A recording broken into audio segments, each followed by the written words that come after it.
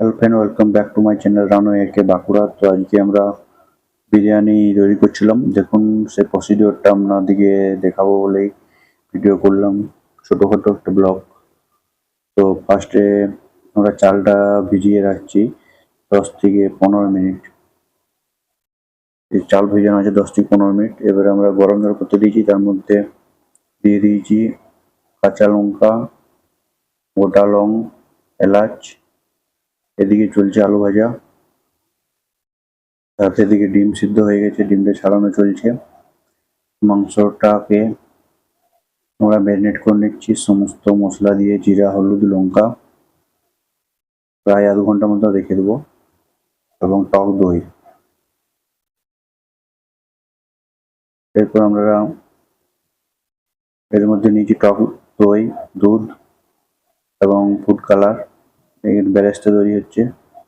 এদিকে ডিম ছাড়ানো রেডি, বেরেস্তা একবার ভাজা হয়ে গেছে, রাইস টোটালি রেডি হয়ে গেছে। এবার আমাদের হবে হচ্ছে চিকেনের জন্য রেডি হচ্ছে চিকেনের গ্রেভি।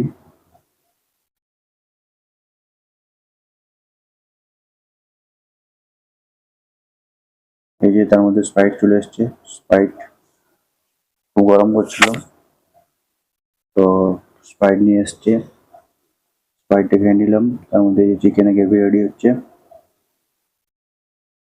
চিকেনের গ্রেভি। একদিকে চিকেন সিদ্ধ হচ্ছে, একদিকে গ্রেভি রেডি হচ্ছে। এরপর হচ্ছে আমরা বিরিয়ানির লেয়ারটা তৈরি করছি। ফার্স্ট চিকেন দিয়ে দিয়েছি, আলু দিয়ে দিয়েছি, ডিম দিয়ে দিয়েছি, বেরেস্তা দিলাম। এরপর ডিম, আরো ডিম। এরপরে জাদু জাদু জল, ঘি, বিরিয়ানি মশলা ওটার সঙ্গে অ্যাড করা ছিল। এবার আবার রাইস দেওয়া হচ্ছে।